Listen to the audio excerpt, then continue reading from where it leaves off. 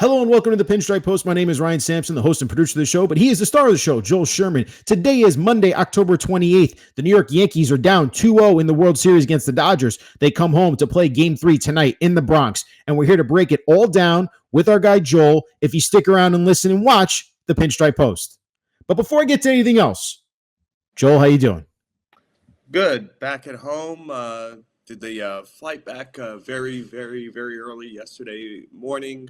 Look, game one was a classic game. Yankee fans don't really want to hear that it was a classic game. And game two was interesting. I think game one was everything we've talked about all year with the Yankees, that they're not that great at baseball, and eventually sometimes you face an opponent who will do something about it. And game two was also somewhat familiar because I thought they played a much cleaner game, but just couldn't find the big hit. And look, I'm going round and round here. If Aaron Judge hit in both games, the Yankees come home up 2-0. And that's just the reality of this. They're a team that needs their best player to play well. When he does, we've learned over the last 6-7 years, they're pretty good. When he doesn't, they're a different kind of team. Absolutely.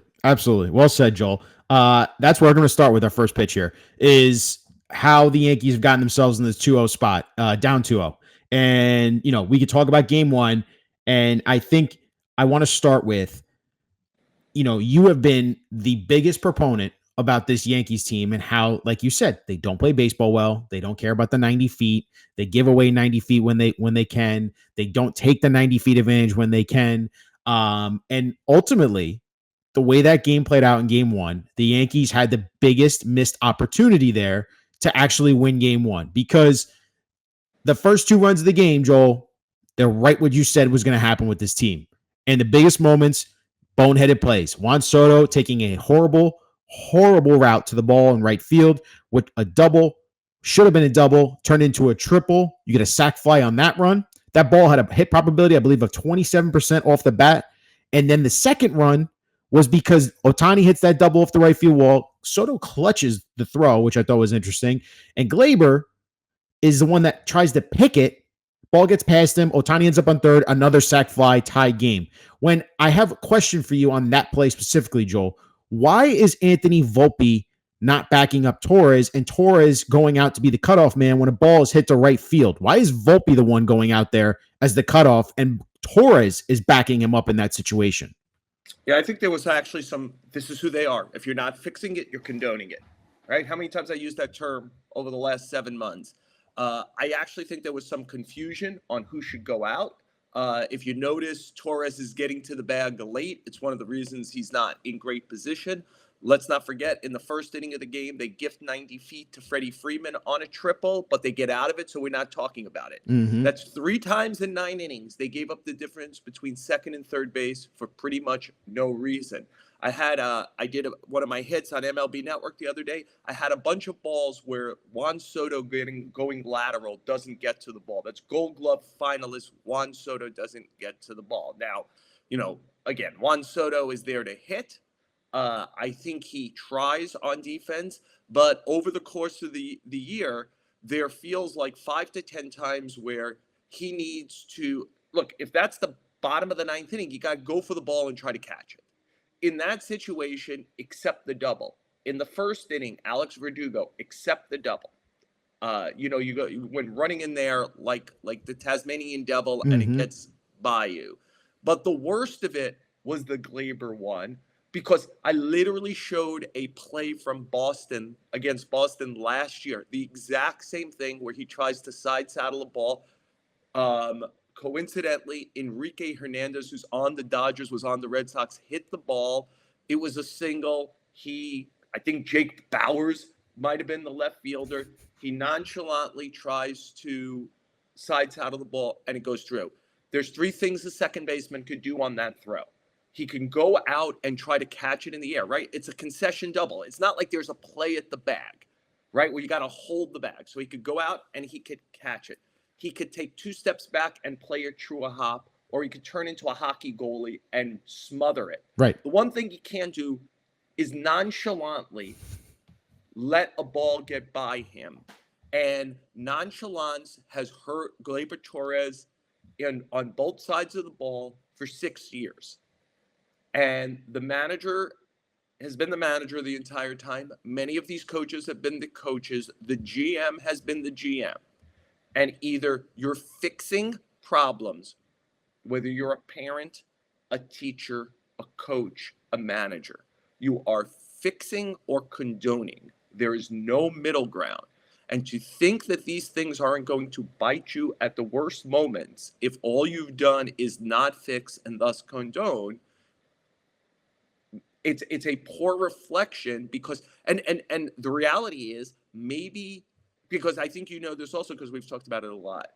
I don't think Gleyber is an indifferent player. I think he becomes indifferent. I'm not sure he can concentrate every day for 9 innings, which is the sign of you've had him for this period of time. And by the way, he's probably been the second best hitter or third best hitter on the team through this. But you've had him for 6 years, and you haven't either fixed him or moved him. And if you're playing the biggest games, I don't know if this will make sense because there's a long way from here to there. I watched a lot of the opening night the Knicks played against the Celtics. And I thought to myself, that's the greatest thing that happened to the Knicks this year, because they now know what it looks like, which is if you blow a defensive assignment, it's 3 points. That's what it's going to be. So they have a bunch of months to figure this out, because that's the Eastern Conference is going to go through Boston. And it's like figuring out Patrick Mahomes if you're in the AFC. And the Dodgers, the Guardians and the Royals were not good enough to do anything about this. The Dodgers are more on the Celtics, Patrick Mahomes level here, which is you've got to know what it looks like. And when you play it, if you play a certain way, they are much more buttoned up, the Dodgers, especially on the bases. And you're either fixing it or condoning it. And look, even in the 10th inning when they took the lead, we talk about base running. What was Anthony Rizzo doing? He just gave up on that. I don't understand. What was that? Either maybe he was just saying something. He was saying the one thing he wasn't going to do was allow himself to be tagged and create an easier double play, except for the ball was not on that side of the bag. So it was going to be a force out at second anyway. And Anthony Volpe was running on the back end of it. Yeah. It was on a bobbled ball. You weren't going to get a double play. I'll show you a little one. Again, I highlighted this. I did a whole reel on MLB Network after game one. I did all 4 of those plays. I did one other. I showed Enrique Hernandez getting out of the box on the triple, which is he got out of the box.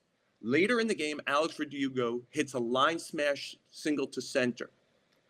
He possibly could have crawled to first base quicker than that, but he certainly didn't run to first base. Now, there wasn't a bobble, but if there was a bobble, he either doesn't get the 90 feet or he's thrown out trying to get the 90 feet. That was a problem all season. So I would ask the 2 questions. One would be to Alex Verdugo. What game would make you run hard? What game? This is game 1 of the World Series. What game would make you run hard? And number 2, I would ask the Yankees. Hal Steinbrenner, Brian Cashman, Aaron Boone, all the coaches. Why haven't you fixed this? Yeah. Why haven't you said, we're going to play the Celtics. We're going to play Patrick Mahomes. At some point, this thing is going to go through Houston or the Dodgers. And if we don't fix this, I don't want to be mean to you. I know I'm dealing with a different generation of players who, don't say that, whatever.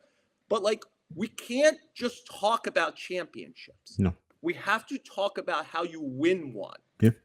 And when you don't take care of it, when you don't care about 90 feet the way the Yankees did all season, you don't understand that someplace between here and the Canyon of Heroes is going to be a team that is going to capitalize on this stuff.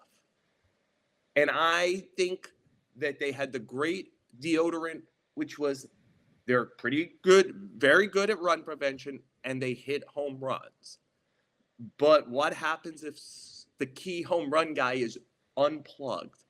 Do you have another way? Your passing game is shut down. Do you have a way to run the ball? Right. Your three-point game is shut down. Do you have an interior game until your three-point ball comes back to win the game? Your home run is shut down. Are you buttoned up and clean? The Yankees haven't been that team all year. No. And they've now hit an opponent that is out-homering them. So if you're going to be either equaled in homers or out-homered, you better be clean. I'm not sure that this Yankee team can play a series of clean because they haven't cared about it all year to the level they should have. And it's shown. And in game one, it showed its full ugly face right there. It showed itself in the previous two series. Right. The thing is, but the Guardians and the Royals couldn't capitalize on it. You can't pop out Ohtani, walk Betts, and oh my goodness, they still have Freeman. Like it's Jose Ramirez, it's Bobby Witt.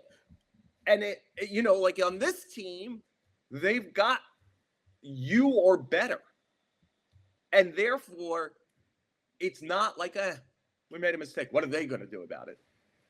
No, I agree, Joel. That was the one of the biggest parts of the game one loss. The other big part is the Aaron Boone factor. So, you talk about the Gleyber Torres, that play. I thought it was interesting. He pinch runs for Gleyber Torres for Oswaldo Cabrera, who I understand Aaron Boone said that guy, I love him with the glove on at any part of the base. I thought that was a play that Gleyber makes that Oswaldo didn't make. And that ultimately could have been the end of the game right there. So I don't know if that move was great to make in that spot for a pinch runner. The other thing, though, Joel, the Nestor Cortez decision. I cannot get that decision out of my head. Look, I am a crazy fan, and Tommy's a crazy fan. Me and him are going back and forth. We're like, oh, do you go with Nestor? Do you go with Hill? And I was like, Tommy, I think he's going to go with Nestor. He's probably going to try and spark him here. This is that spot that get Ohtani and then see what happens. The more I look at it and not be a crazy fan, and I look at it from a true baseball perspective and a 10,000 bird eye view, and I know hindsight's 2020, and people are going to be like, you can't say that. Listen, it was the wrong move, period. Nestor had no business being in that spot. The man hasn't pitched for a month. He has an elbow injury. He's not 100%, and he's not a high leverage reliever. You had a guy in Tim Hill who had a 1+ ERA and was dominant for you in the postseason and was dealing, and you had a lefty on lefty matchup, and you decided not to go to him. And let's not forget, the reason Cortez got Ohtani out is because of an insane play by Verdugo going into the stands. If he doesn't catch that ball, who knows what Ohtani does later in that at bat. So that was my point where I said Aaron Boone tried to play hero ball with Nestor Cortez because Aaron Boone, biggest moment as a Yankee, was hero ball grand slam. And that to me is where I am just trying to recognize this is what this team is. They're hero ball. They're going for the 3. To your point, they're going to go for that big home run. They're going to go from that big play. But you have to live with the other ugliness of it all, and that these decisions don't work out. And that one at the end of the day just did not make sense whatsoever. So let's take them one at a time. Let's do the pinch run for Gleyber. There is a definite base running skill speed differential there. Let's not forget, we saw Gleyber Torres get thrown out at home against the Guardians, and he looked like he was running by the end with a truck on his back. So there's a speed difference, and also always the fear, again, because it can't be fixed or it hasn't been fixed. Gleyber's a terrible base runner, and you're horrified. Is he about to get picked off here or something? Defensively, the one play he does make great is that backhand up the middle, and I think he gets at least 1 and maybe 2 outs in that situation. But, again, if he were in the game, do you get the same flow of the game in the pitch? You never know. Number 2, I don't think it's 100-0. I'm pretty sure that putting Nestor Cortez in the game is not about a home run hit 20 years ago, 21 years ago. I don't think Aaron Boone is sitting and playing, I once hit a home run, so now I'm going to put Nestor Cortez in the game. I think they were afraid of Tim Hill's numbers against the guys coming up and the style of pitching of that Betts would get a good at bat off of him. Freeman would. It looked worse the next night, of course, when he gets Freeman out and goes 4 up, 4 down. But you never know what he would have done in this situation. But having said that, I never criticize unless I criticize in real time. and sitting next to Mark Sanchez and Dan Martin, John Heyman, and I just said, I don't think you could bring in a guy who hasn't pitched in 30-plus days to face the best top of the lineup in baseball and maybe one of the handful of best ever. Like that you can't be thrown in that high water. Now, you know the world. If it was even three, it was the Verdugo play and a couple of rockets, and he got out of it, we'd be saying, God damn it, Aaron Boone, attaway, believe in your guys you believe in. Now, that doesn't happen, of course, and we got to deal with the reality. And the reality for me is Tim Hill has shown he's got a lot of balls, and he's in that. And I'm not sure that previous numbers against him matter because previous numbers got him released by the White Sox. The Yankees have cleaned him up. It is something we talk about what the Yankees don't do well. One of the things they do great is get relievers that they like, whether it's because of shape of pitch, velocity, pitch selection, whatever it is, and they clean it up and they end up with the Jake Cousins and the Tim Hills and the Clay Holmes and the Luke Weavers. They do a great job of this. By the way, there's the problem again. You know who else does a great job of this? The Dodgers. Do similarly. So like they're looking at their mirror image, doing things at least as well, if not better than them. I just don't think the first time you can pitch in a month is that time. Is that spot against that group of guys with the game on the line. I think it's too high a water. Now, if the Yankees get out of that and they're starting a clean inning in the 11th against the lower part of the lineup, at some point, you're going to run out of pitchers. It's right. Maybe it's Nestor. That would make sense at that point. But I just think that situation, unfamiliar really with the situation. It's like telling me what Tim Hill's numbers were against guys previously versus this Tim Hill. Also, it's telling me Nestor Cortez has relieved. He did a lot of relieving earlier in his career and once against his will this year. And that was, I think, to start a clean inning, right, when he did it this year. So the history doesn't matter to me there. I just think it's not the right place at the right time against the right hitters for him. But of course, they're in this situation for everything that happened before it.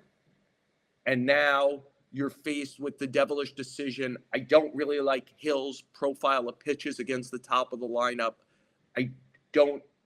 Cortez hasn't pitched in a month. What do?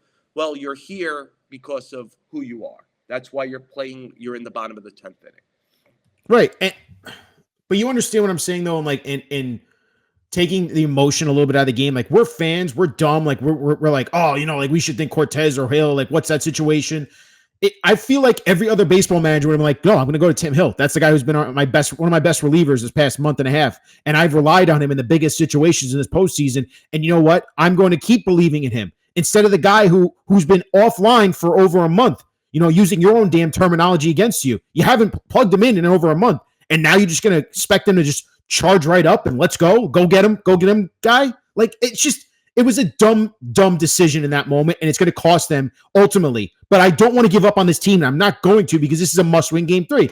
The other thing, though, is that you didn't let your ace go longer than he probably should have.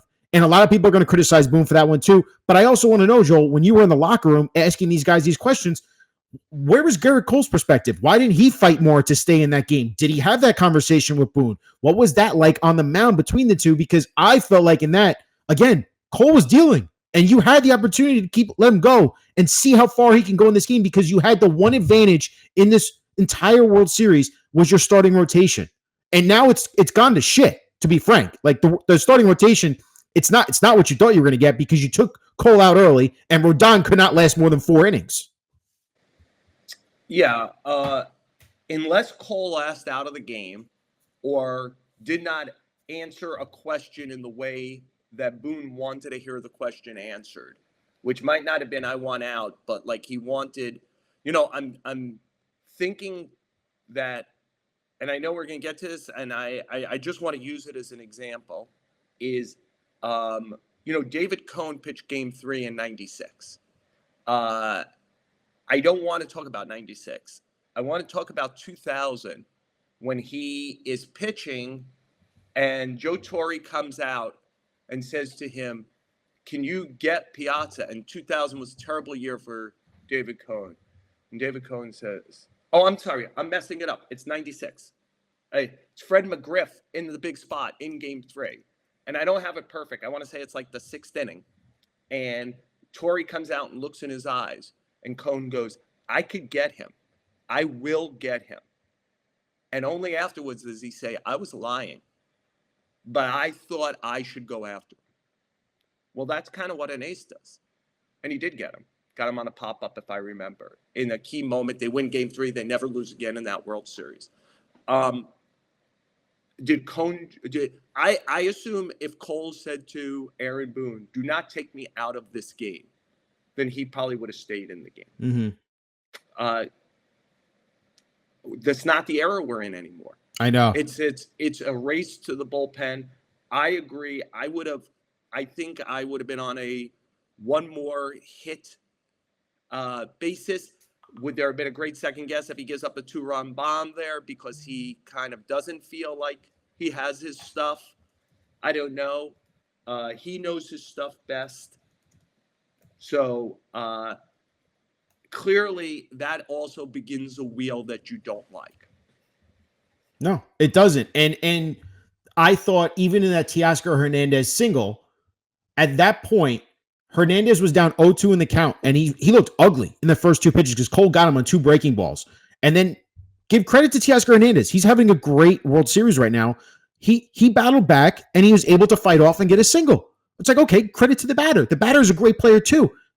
Now, Cole, let's go. Your 88 pitches, go fire up. Let's go get the rest of this inning. I just thought that was such a bad decision in that moment. I again, game 1 is the one I am going to look back at in this World Series and say that was the determining factor, which is crazy because you still have to go play the rest of these games. But game 1 just was such a huge missed opportunity.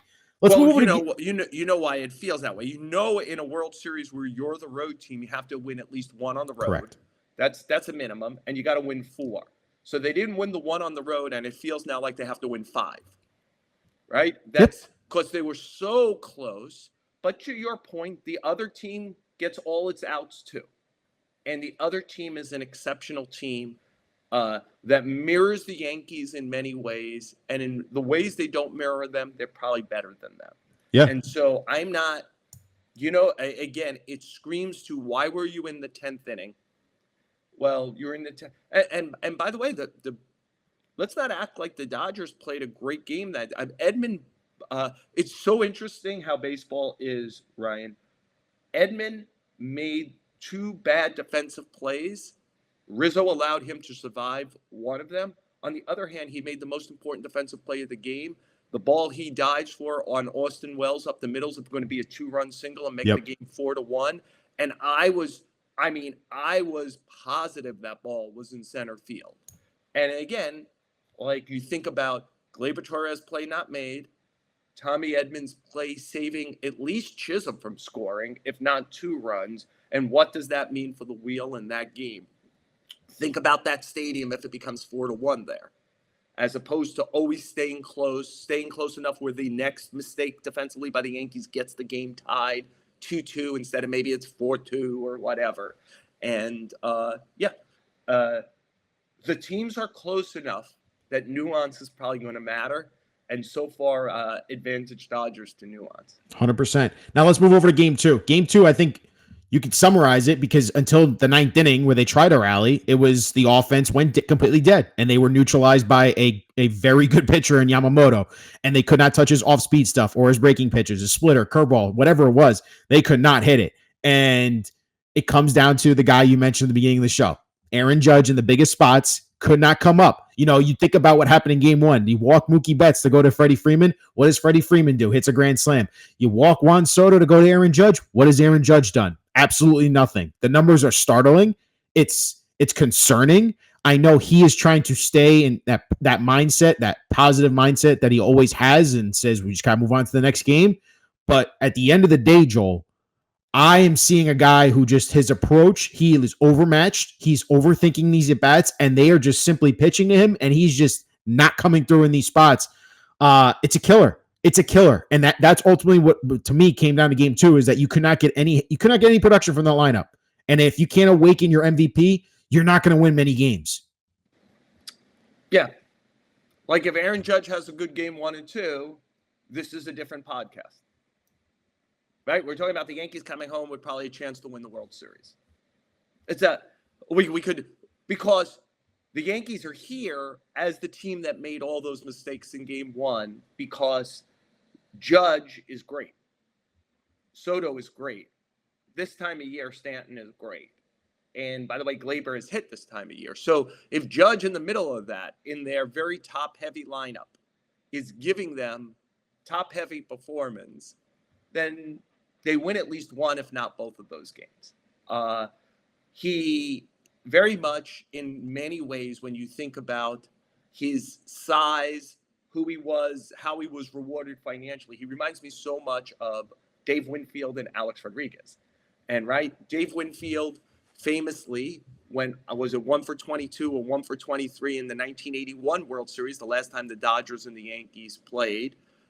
It ultimately led to George Steinbrenner calling him Mr. May, right? Because he was a guy who could perform during the regular season and didn't. Ultimately, Dave Winfield got the winning hit in the 1992 World Series. Alex Rodriguez, even more in a lot of ways, right? People forget, in 2004, his first postseason with the Yankees, he was doing great until midway through the Red Sox series when they're up 3-0, and all of a sudden he went bad, and he went bad for about 5 or 6 postseasons in a row, to the point where Joe Torre dropped him to 8th in the lineup in one game against the Tigers in the playoffs. And then he broke out in 2009. I'm pointing out that Winfield and A-Rod both broke out, that great players, if you give them enough chances, will probably break out. Do I want to point out that midway through that Red Sox series, A-Rod went dead? That midway through the Red Sox series in 2018, Aaron Judge decided to play a boombox out of Fenway Park, playing New York, New York, and literally since that moment has stopped being a good postseason player? Do I want to point that out? I do want to point that out, that this hasn't been one postseason. This has been a lot. This has been a lot of postseasons for him now. Go look at all the numbers. I believe as we are speaking, if I'm not right, I'm right near it. He's hitless. I think it's 0 for 9 in this postseason with runners in scoring position. I think he's 1 for his last 24 going back to 2019 with runners in scoring position in the postseason. The Yankees are not built to survive Aaron Judge being anything less than at least a good player, if not a great player, if not a superstar. They're just not built that way. They are very top heavy and not a technically sound team. And Aaron Judge either begins to hit over the next few days, and or I think 2 things are going to happen. One is the Yankees are going to lose the World Series. And 2, he is going to have to begin to fight this reputation because they've gotten far enough this time that I think it's going to stick. And the relationship with the fans and his legacy is going to become a little different. Again, I'll point out another one. Until 2002, Barry Bonds was a horrible postseason player. Horrible. Was a key reason Pirate teams got eliminated a couple of times against the Braves. And then in 2002, the Giants didn't win the World Series, but Bonds almost won it single-handedly for them. He was so good. And again, look, history's messed up whenever I talk about what A-Rod does in the postseason or what Bonds does in the postseason by the obvious elephant in the room. Right. But my point is, great players usually figure it out at some point. Like Nick Swisher isn't a great player. He never figured it out in the postseason. He's literally the worst postseason hitter in the history of the Yankees by almost every number, metric, etc. But Aaron Judge is a great player. And I assume if you give him enough time, enough swings, he will do something like he did against Clase. I talked to Alex Rodriguez the other day, and Alex Rodriguez said that he got better in 09. And again, I know everybody could do that. Well, he got better in 09 because chemistry got better or whatever. I got it. But he said, I changed my mindset from trying to improve my stats in October to trying to have moments. Like if I have a moment a game, we will probably win. And as we saw with Judge, as bad as postseason was, and it's a game they lost against the Guardians, but he had a moment against Class A. If he has a moment the other night in the ninth inning, people are like, who cares? Like, I don't know. I mean, do you remember what like Paul O'Neill's statistics were in the postseason, or do you remember him drawing the walk off of Benitez? Do you remember what Jeter's statistics were, or do you remember Mr. November, the flip play? You know, what was Kirk Gibson's numbers in the postseason? I don't know. He hit a home run off of Eckersley. He hit a home run off of Gossage, right, to decide World Series. That's what you remember. This is a time of year for moments. Giancarlo Stanton won the ALCS MVP. I never thought it could happen with 4 hits. The 4 hits were homers. They were huge homers. He had 4 moments. That can Judge begin to have some moments here? That's what A-Rod was talking about. I actually think that's right. And if he doesn't have those moments, there are probably going to be some implications for it. And the most important being, I can't imagine how the Yankees win at least twice in the Bronx, and they probably may have to win 3 times to have a shot at this World Series. But I don't know how they get back to Los Angeles without Judge doing some special things, special moments over the next 3 nights. Right. It's all about getting Judge going. And how do they get going? Again. And then, by the way, we know it, right? It is the whiteout, the eraser to everything else. Right. Because we would not be talking about all those mistakes in game 1. We wouldn't be talking about Nestor Cortez. All this other stuff. It is why the Yankees are who they are. They get amnesia about the other stuff because basically Judge Soto, that kind of thing, they can arrogantly go, you're going to criticize us? We won the game. We won the division. We had the best record in the American League. And you're nitpicking this? Well, you're the team that told us that it's championship or bust. And a team that plays like this, unless Judge is going to hit, all that nitpicky stuff is kind of coming to the fore. Yeah, it really has. And it's going to continue to be that way until, like you said, until he turns that narrative or has those moments. And can I just throw in one other thing? Of course. I believe the other night was game 55 of his postseason career. 54 is exactly 1/3 of a major league season. These are not small sample sizes anymore. They're not giant sample sizes, but 55 games is not nothing. And he's a 200 hitter in 55 games. And he has about like a microscopic number when the count gets to 2 strikes in the postseason, and he has very, very bad numbers with runners in scoring position. Over 55 games and over 200 plate appearances now, and it is not a small sample size. He's approaching total numbers of like because there's so many rounds now in the way that Mantle and Berra did. They played in a lot of World Series, but that was it. He's approaching falling short of the Bernies, Posadas, Jeters who played multiple rounds and won. But he's played like top 6, 7, 8 in total number of games and total number of plate appearances in Yankee history in the postseason. And all those guys around him won championships who have those kind of numbers. Judge, and I'm just backing up to what you said in his stats, 6 for 40 this postseason, 0 for 10 with runners in scoring position, 1 for 9 with 6 strikeouts in the World Series, and he's whiffed on 14 of 24 swings. That is a 58.3% whiff percentage. And look, I think he is a tough-minded guy. I don't think you could hit 62 homers in a season without being tough-minded with everything that was going on that year. We've seen him come up in big spots, certainly in the regular season, and produce. His numbers with runners in scoring position during the year was great. His numbers, you have in your mind's eye big hits he got along the way. Having said that, I do think he's pressing now because he is chasing at such an alarming rate. One of the things that made how many times this year did we talk about, hey, I don't think he's going to hit 62 homers, but I actually think he's a better hitter this year than he was 2 years Right. ago. And that was a lot about having even greater control of the strike zone. And when he has great control of the strike zone and he swings at strikes, he's such a good hitter and he's so strong that he does damage. This is a guy who is not, he's not being intentionally walked. He's being challenged some, but I think one of the reasons he's being challenged is he's messed up from the stuff where he's chasing. It's I don't know, man.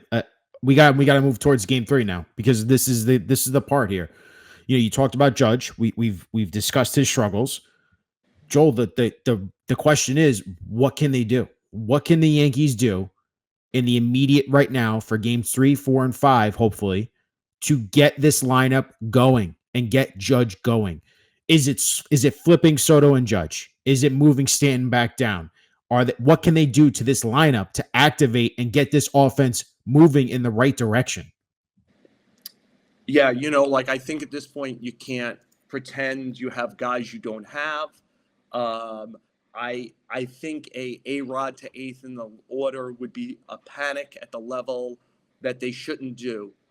I would leave the top of the order the way the top of the order is, and Judge is your guy. He's going to either hit or he's not going to hit. Like, there's no hiding it. Do you want to have a conversation if Jason Dominguez should play instead of Verdugo? Okay, let's have that. In general, Verdugo has played very well on defense and actually saved them a lot this postseason. Somebody might get up in his face and say, run. Like, just, you're going to be a Yankee for anywhere from another 2 to 5 days. How about run hard every time for the next 2 to 5 days? That kind of thing. But he's played very well on defense. We talk about buttons up. You want to throw in the World Series. We talk about Nestor Cortez in the high water, right? We're going to start Jason Dominguez's first postseason game ever. Game 3 of the World Series in the toughest left field maybe in the sport. And like with the idea of like, oh, he'll hit. Maybe. I'm not saying he won't, but you want to talk about high water. This is the 9-man unit. It either will hit and Judge will hit or it won't. But I'm not sure what changing the order. It isn't like Judge batting 5th. He'll have a lot less pressure on him. No, he won't. Well, it's the lanes. It's the lanes that are being dictated to the Dodgers right now. Dave Roberts has the easiest lanes to dictate right now. He is laughing at what the Yankees are putting together as a lineup because he knows he can put a righty in for Judge and Stanton and walk Soto if I get in that situation. That's the easiest lane for me to navigate. And not to mention the fact I'm stacking Chisholm and Rizzo, so I just need a lefty to get those guys out as well. It's an easy lane for him to navigate this lineup. Wonder. But if you're suggesting the easy lane is a righty, right? It's ultimately, then it's going to be Glaber and Judge. He'll bring in the righty. He'll walk Soto, and then Stanton. You got your best postseason hitter, your second best postseason hitter in Stanton. That's a shot you'll take with it. Look, Soto and Stanton are hitting. No matter what you do, hit them 1-2, man. Like the other 7 guys are going to get up. Some of these guys are going to, Jazz has started to hit a little bit. Austin Wells hasn't hit all postseason. Wherever you put him in the lineup, you're going to have a problem. Wherever you put Verdugo in the lineup, you have a problem. Wherever you put Judge in the lineup, it's a problem. I get it. Let's do it. I'll agree to agree. Hit Soto 3rd, hit Judge 2nd. Is that the answer? If that's not the answer, because I do wonder, there's no upsetting the apple cart because you stuck with Soto and Stanton the entire year. I mean, Soto and Judge 2-3. Do you flip Stanton to 5 and you get that lefty in between? So that way, now you potentially end the game without Stanton getting that 4th or 5th at bat. That's the risk you have to play if you want to protect and get a little bit more. We just went through a thing where you were okay with a guy being intentionally walked to get to Stanton. Now we wouldn't get to Stanton. Right. So then, yeah, maybe you flip Soto, maybe you flip Stanton and Judge. I don't know. Maybe move Judge down to the cleanup. I don't know. Well, I don't have the answers. That lane, to me, the only way to think about it is: do you flip Soto and Judge, and then you have a Soto situation also. It's like maybe like Soto's doing great, and it probably is cool hitting second, likes it, has done this all year. Ryan, I'll go through the gymnastics. You know me, I'll overthink anything. Wherever he is in the lineup, Judge is either going to hit or he's not. If he hits, the Yankees have a puncher's chance of trying to get out of this quicksand. If he doesn't, the World Series is going to end probably in the Bronx. But all right, this is kind of Operation LA. Can they I get hear back you. to LA? Because they can't win the World Series without getting back to LA. I get it. There's lanes. The Yankees have lanes because they got a little more left-handed this year. And so now we're going to be like, well, they got two left-handed after being two right-handed. No, they left-handers are dead right now. Besides Chisholm, left-handers are dead right yeah. now. Like Rizzo's a single hitter. That's what he is. He's not a power hitter. And let the bases become no. God, no. That's what I'm saying. You trading off. Same thing with the Dominguez question. Are you going to trade off defense to put in maybe a chance to have a better offensive performance? You can't do it. You can't. So, I'm just wondering again the lineup. I don't know. Okay, let's do it. You would, if you were in charge, what would you do? I'd flip Soto and Judge. Say we don't know this behind the scenes. Say Soto said, please don't do that. Then you gotta listen to him. Then I would probably flip Stanton down to 5 and put Jazz at 4 and just see what happens. Because the Dodgers would like if you did that second. Probably because Jazz loves playing hero ball, like you said. Yeah. Though he's accepted some singles. Look what he did in the 10th inning in the game 1. He created that run. Those first two swings did not suggest that was hero ball swings, right? I literally said in my head, I go, Joel is probably going, oh boy, here we go. This is it. They look like hero ball swings, but for him, less is more. Right. I'm telling you, he'll pop a homer if he plays the game he was playing. I don't need him to hit a homer. I need him to get on base and steal bases. I think by doing the other stuff, the homer will count. Right. Because I think he'll get his bat head out in front of one of those, and he's whippy strong, and the ball will go, especially at Yankee Stadium. But just do what you're doing, man. The Yankees create some traffic because, again, some of these guys are going to hit or they're not. Look, we're talking about the regular season. We're now seeing the Volpe experience again. Oh, my God. Volpe for 2 weeks. I wish I had it in front of me. I went and wrote down every part of the roller coaster this year. He was like, for the first 16 games of the year, third in baseball in WAR and he had 1,000 OPS. For the next 25 games, he was in the bottom 10 in WAR. He had a 422 OPS. He had and we saw it for 2 rounds. He was like, wow, Anthony Volpe. And then these first 2 games feel like the beginning of, okay, everybody has a bad game or 2. Stop it. Like, what do you do to stop it? But if you told me this was going to look like the regular season, it means Volpe's now out for the rest of the World Series also. When he made that swing 3-2, I'm like, dude. I mean, he swung at what, 2 or 3 balls that it could have been easily, he could have been on base, but just like you could tell he's like Judge right now. He's overmatched and he's overthinking his at bats and he's pressing. Well, let's not downplay that. The Dodgers are really good, and one of the things they're really good at is executing a game plan. Yep. And for the most part, Yankee pitching, it's so easy to shit on them now. Yankee run prevention is really, really good. And one of the things we'd be talking about right now, even if it was just 1-1, because they made all the defensive plays in game 1, is how much they've done to shut down the Dodger attack, because there would have been no Freeman homer. Right? Like, they would have won that game maybe 3-2. If they run the bases better, maybe 4-2. And we're like, well, they hold them to 2. Rodon gave up some homers, but the bullpen shut him down the rest of the way. Yeah, the bullpen did really well game 2. They got the day off, so all those relievers could come back to be behind Schmidt tonight. It's 1-1. They did what they needed to do, steal a game in Los Angeles. They created the extra situation where we're not talking about their run prevention, but the reality is, short of Nestor Cortez getting into a situation which should never have happened because of how the game was played and probably shouldn't have happened to the point of decision making, that has changed a little bit of that arc about how their run prevention works, which is generally strength of the team, right? Is run prevention and home runs, but all that other stuff in the cracks, not so great. Yeah. He kills the vibe, man. I'm trying to get up for this game 3. I really am. Maybe Tommy Hogan can help us out here. Tommy Hogan, our guy for Hoganalytics. What's up, Tommy?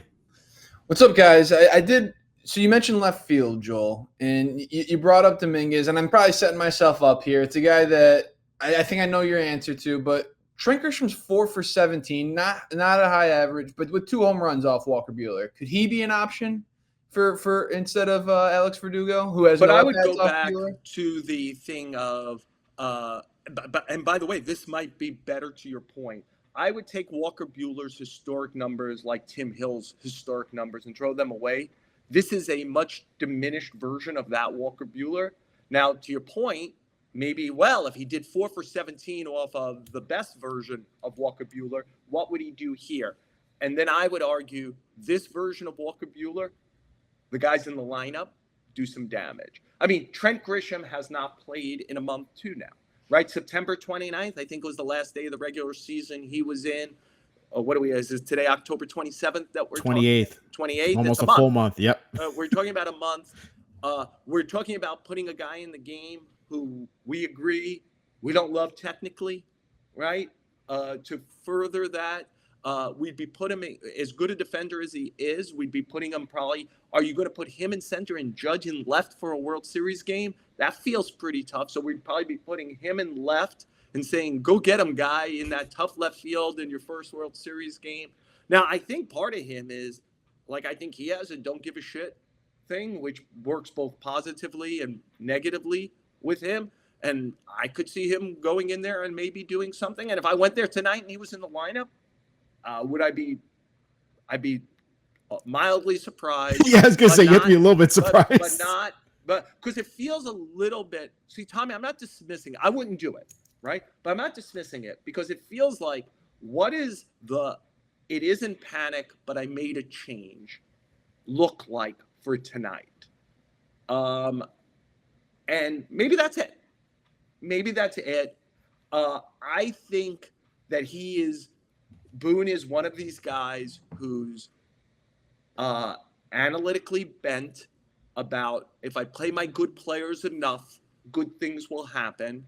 I don't want to send a message of panic, and I think he's going to line up the 9 guys who've played pretty much this whole postseason and line them up again tonight would be my guess.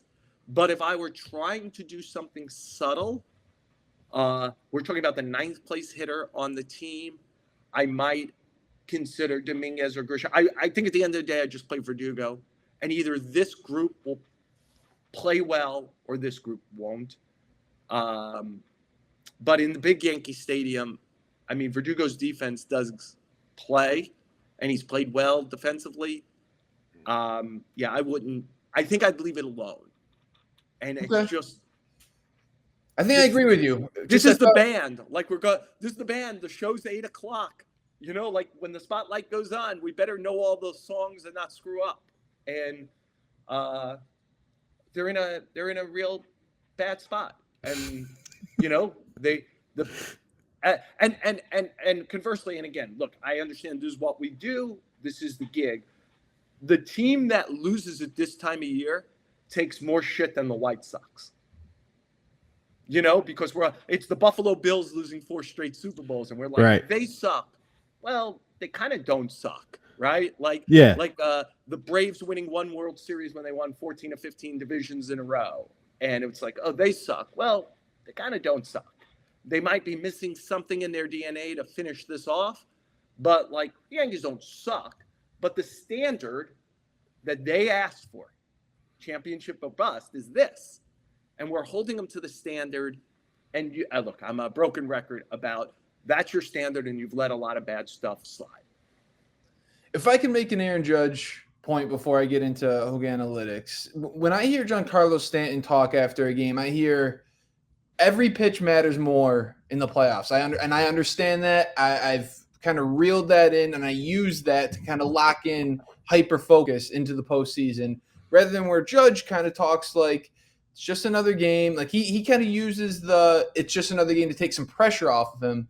Do you think that mindset has kind of hurt him in where I struggle? I'm just going to believe in myself that it's just another game. I'm that good where I'm going to turn it around. Whereas Stanton says, no, I have to hyper focus this time of year and go to that next gear. Yeah, I think Aaron Judge knows exactly how big these games are.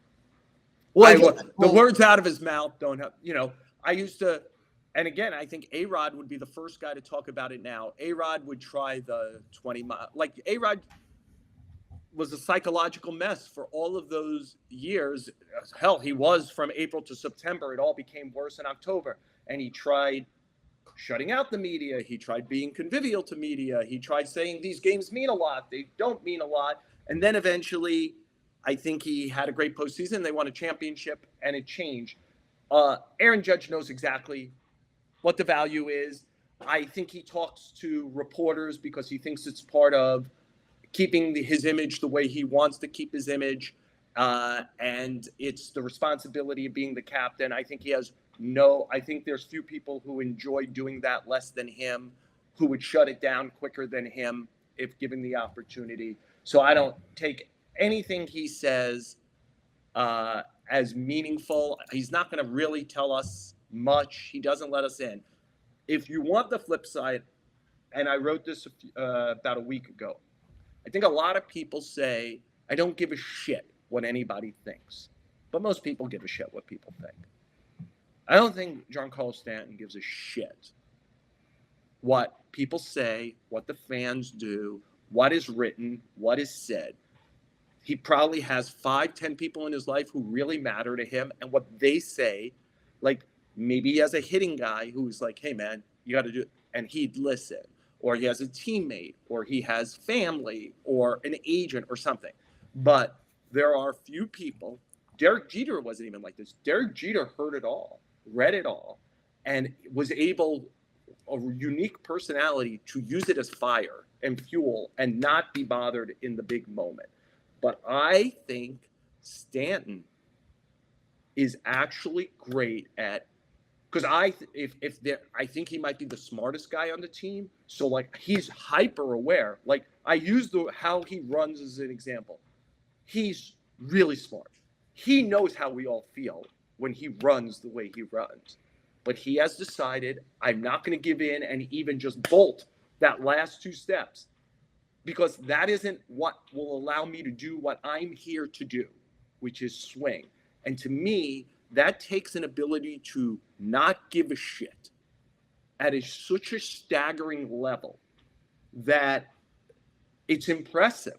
And I think it's why he can succeed at this time of year. He's just got headphones on, and he's really, really understands. Like, first pitch, I look like shit. Doesn't matter. I know everybody knows I look like shit. I know I look like shit. Second pitch, I look like shit. I know, but they're going to let me take 3 swings here.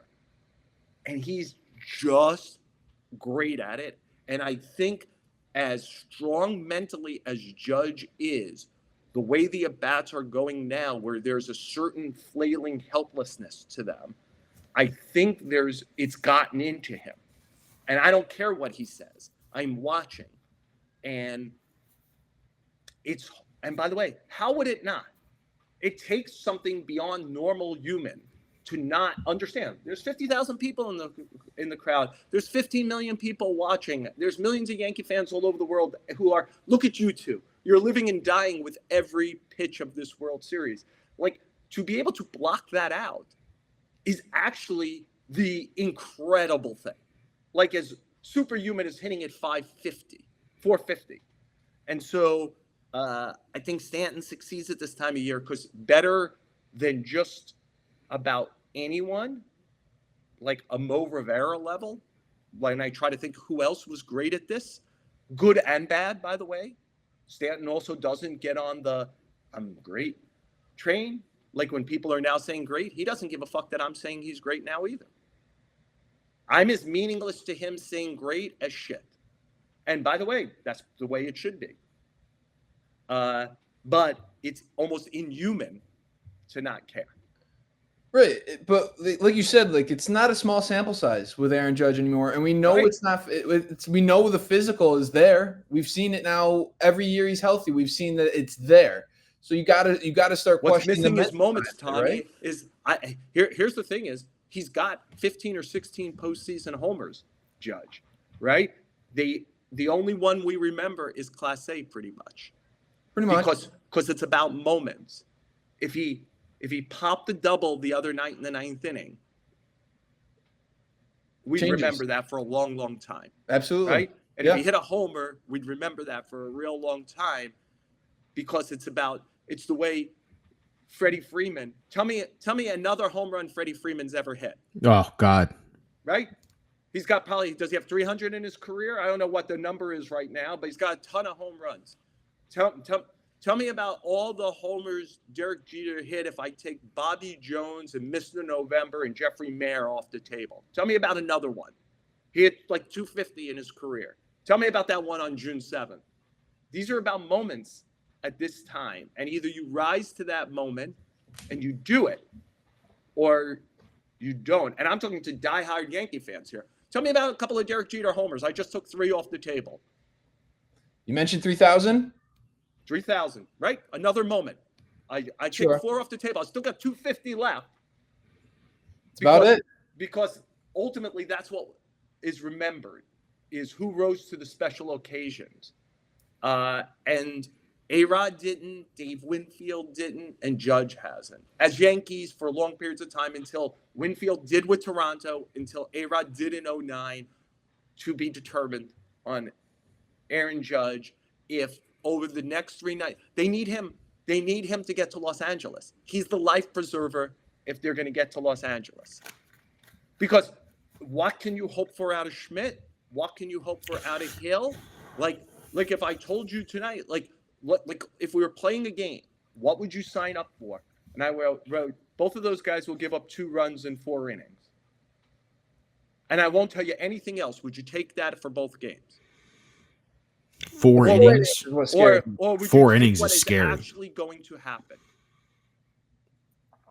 The 4 innings scares me. If you told me 5, I would sign up in a second. I didn't make this easy, Tom. No, I know. I did it on purpose, where I'm saying you can have what happens, or 12 outs and 2 runs from both starters the next 2 nights. Which would you take? Which is the point that if you were even thinking about it, is how much can you really expect from these 2 guys the next 2 days against that lineup, playing free and easy, knowing that 1 win in the next 2 nights probably ends the World Series. If they go up either 3-0 to 3-1, probably ends the World Series.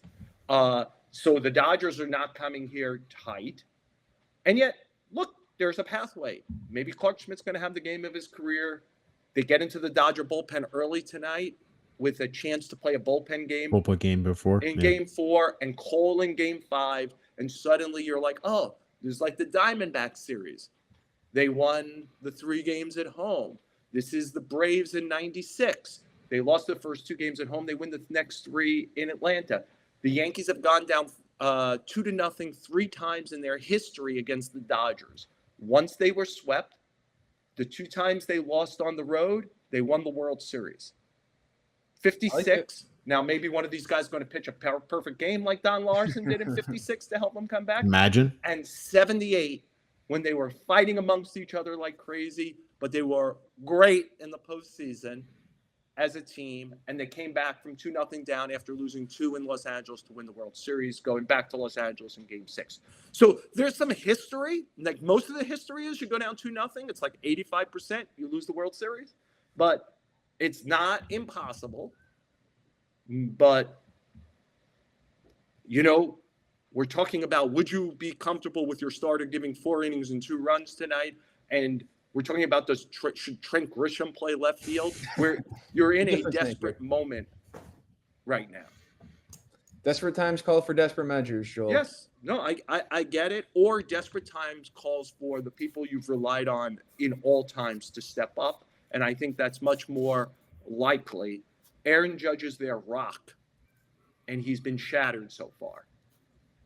You know, and I don't want to start doing Humpty Dumpty if we could put them all back together again. But if we don't, if he doesn't hit, if he doesn't have a moment or 4 over the next few nights, they are not going to win. And it's gonna get ugly in the Bronx for the fans to Aaron Judge, which I don't want to see. Question, like we keep treating this like it's such a stupid thing. Look, you know me, I'm not a fan of any team. I know. But even young, I don't understand booing anyway. I just don't get it. And the desire now to do it quicker than ever before, I certainly don't get. And the kind of mob mentality meanness behind it, I don't get. And yet, I would ask two diehard Yankee fans how I think Judge will get a standing ovation his first at bat tonight. Would be my expectation to try to get it going and show they're behind it. If he strikes out after the standing ovation, what happened? Joel, it's going to be ugly. I said this to Tommy before. 2-0 in the first. I'm telling you, the fans are going to be on edge tonight. It's going to be so anxious. Everyone's going to have anxiety in that stadium, and it's going to be raucous one way or the other. And I'm just telling you right now, that's how it is. And that's the standard. That's the bullshit mentality you could say us fans have put together. I hate booing. I don't think booing does anything unless it's like the opposing team. Like I'll boo the other team, but I don't boo my own players. I just think it's a loser's mentality to boo your own players. But I'm just telling you right now, it's gonna get ugly if Judge strikes out. Booing effort. Like if I saw a guy, like, some of the Glaber stuff, some of the Verdugo stuff, some of the Trent Grisham stuff over the time. Josh Donaldson, when he's here, pimping a couple of homers and they don't go out. Definitely. I get it. I still wouldn't do it, but I understand that. But like effort failure, again, in front of 50,000 people, millions at home, there's a lot riding on this. Nobody wants to fail. The team has gotten to this point. Again, it's not going to change anything. I know what it's got. I've covered several thousand Yankee games at two different ballparks in the Bronx. And I know what's going to happen if things go badly. I don't think it's great, but whatever. But I do think it's part of the narrative of the game tonight is what does that ballpark sound like and when, and just how much it drains the energy of the park, the game, the team, the players, etc. I think it's part of it. And by the way, people who wear it as a badge of honor that I was the biggest dick at the ballpark. Congratulations. No. Those people are idiots. But I will say it can be an advantage to the Yankees if they get on Buehler early. You can literally suck the will out of this Dodgers team. If you go out tonight, think you can. But I'm telling you, you can wear them down like you just said. I'm telling you, this Yankees crowd can wear them down. Dodger Stadium, and I don't understand Dodger Stadium. Like it's Dodger Stadium. You're the Los Angeles Dodgers. You're like the West Coast Yankees. They begin the game by saying, Fox is coming on. Make them hear you. They're 3, 2, 1. And like we're going live as if this is fucking Lincoln, Nebraska. Yeah.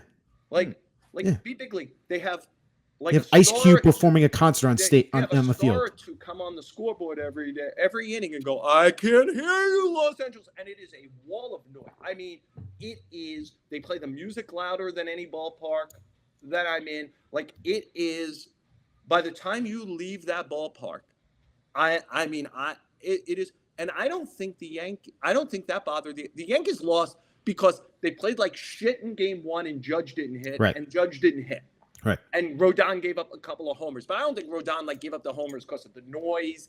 I don't think they played like shit because of the noise. I don't think Judge failed because so I don't think the Yankees lost because of that. I don't think the Dodgers will be impacted negatively by the crowd. In the old Yankee Stadium with the overhang and those bleachers, I saw a lot of intimidation in that ballpark. In this mall, in this shopping mall, with this moat behind home plate, with everybody hitting into their lobster roll and some shrimp, that's not impacting anybody's on the Dodgers, I don't think. The Yankees are going to play better, and Judge is going to hit, or they're going to lose the World Series. All right. That's it. Like, I know we want to, like, Clark Schmidt's going to be throwing a meaningful pitch in the 5th inning, or they're going to lose the World Series. You know what I mean? It's like. Quick Hoganalytics. We Yankees. haven't done a Hogan. Okay, go ahead. We haven't even gotten through yet, but it's a quick one. And I know you said to scrap the Walker Buehler. I know he's killing your Hoganalytics, Tommy. But that's what I've got. I've got the Walker Buehler stats, and I'll use your spin zone. It's against the better version of Walker Buehler, so maybe this can be a little bit of inflated tonight. But he's 7 for 24. It's only against 3 Yankees: Soto, Chisholm, and Rizzo. Soto 2 for 10, Chisholm 3 for 5 with a double, and Rizzo 2 for 9 with a double. Yeah. And then there's Trent Grisham, who's got 17 at bats versus him. Just the key thing about Walker Buehler tonight is he needs to be out of the game, because the Yankees, I know you're doing we got to play one game at a time. You win one, it's a different series. Definitely. You got to throw the kitchen sink at tonight. Can't go down 3-0. But part of the kitchen sink tonight is Buehler has to be out after 12 outs maximum. Amen. Because you have a bullpen game tomorrow. You got to win these two to get to Cole. Yeah. Right? And then talk about 88 pitch weight on Cole. Like, then if it were 2-2, man, you the dude. Yeah. Get us back to LA. Sign me up for that right now, Joel. Right, Sign me the F up right now. But that's the key to Buehler tonight is if Buehler is throwing a pitch in the 5th inning, that's bad. If he's throwing a pitch in the 6th inning, I think we could clear out Halloween. Yeah, I know. And that's ultimately was game 1 too. Also, the factor that the Yankees let Flaherty get so deep in that game again, because and again, Yamamoto in game and Yamamoto, they could not catch up on these guys. So the Dodgers begin those two off day. So you want to start to wear down the bullpen. Buehler's got to get out of that game early.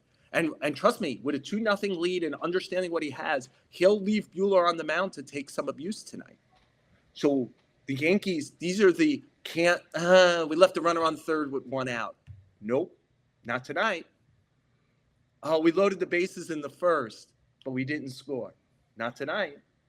Because even if you survive tonight, you got to win probably all 3 of these games. Certainly, you're not playing any more World Series games if you don't win 2 of them. And you're not going to win if you don't win tonight. So Buehler's got to be out of this game. Amen. Amen. Tommy, thank you, brother. Of course. All right, Joel, let's wrap this all up. Joel's Notebook. I asked you to talk about 1996. Yankees were down 2-0 against the Braves. They rattled off 4 straight wins to win the World Series in 96. The start of the dynasty then for them.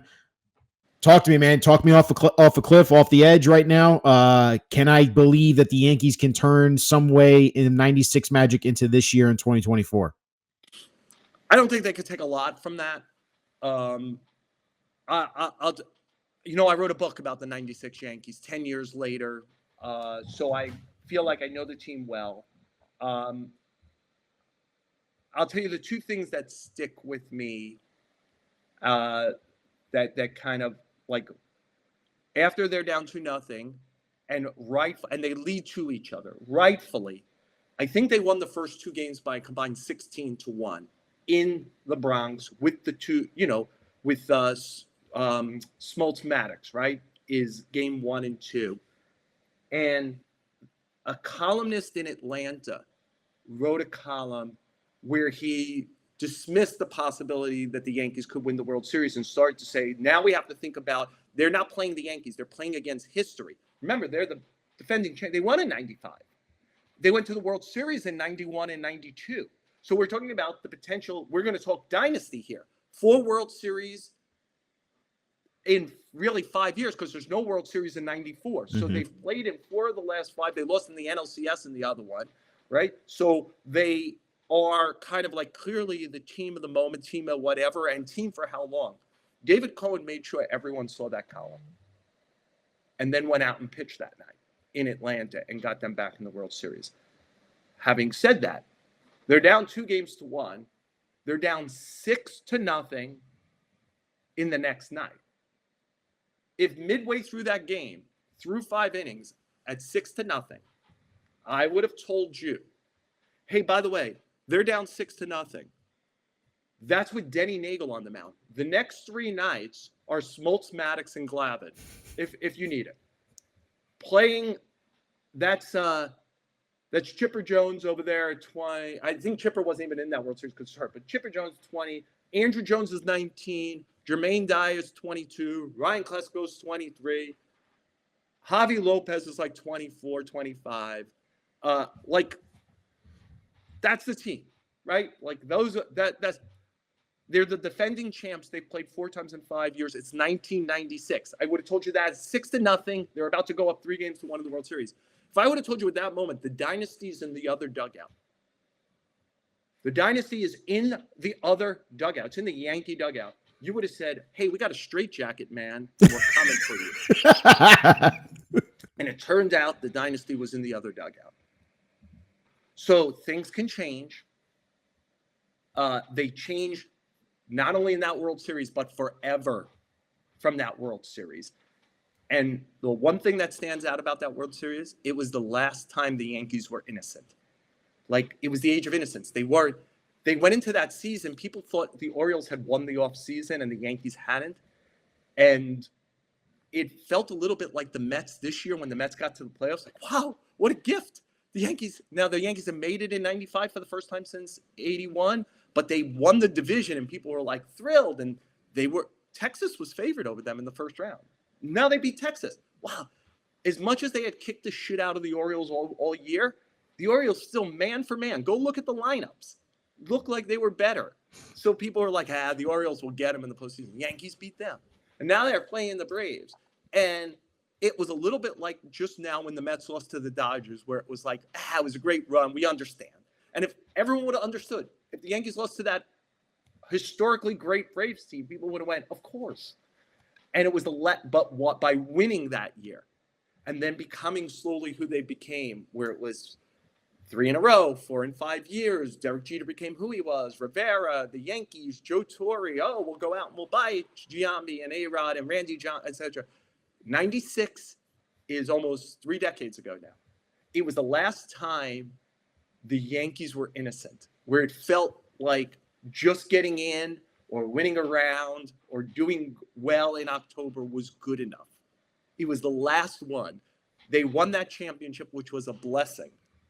But almost by winning as much as they did over the next 4 or 5 years, it became the standard, which has become an impossible standard to live up to. And they certainly haven't lived up to it, as far as championships. They've been a spectacular team for 30 years, but that was the last innocent Yankee team. The last moment where it felt like the stadium would never have booed in 96. It didn't boo when they were losing those first 2 games because it was like, okay, got it. They're better. And that was the last time. I just wonder if I hope Yankees fans respect the Dodgers enough, because it seems like we're not, and I think it needs to be overstated here a little bit. Dodgers, the best team in the National League. They have the highest payroll in baseball. They have superstars up and down the lineup. They have an incredible talent, and you're seeing it. But now it's a matter of, can the Yankees actually pull this out of their ass, get themselves right? Can Aaron Judge be right, and hopefully be that MVP that we wanted and win a couple of games here for us? Because that's what they need. The Dodgers have everything the Yankees have. Yep. Right? Like, the strengths of the Yankees are met by the Dodgers, except for starting pitching. Except in this series, the starting pitching for the Dodgers has been better so far through 2 games. And we'll see. Clark Schmidt, Walker Buehler, Luis Gil, a bullpen game, and if the World Series gets again to Garrett Cole, what he does. The Dodgers are better 1-26, and they're just as good, if not better, at the top.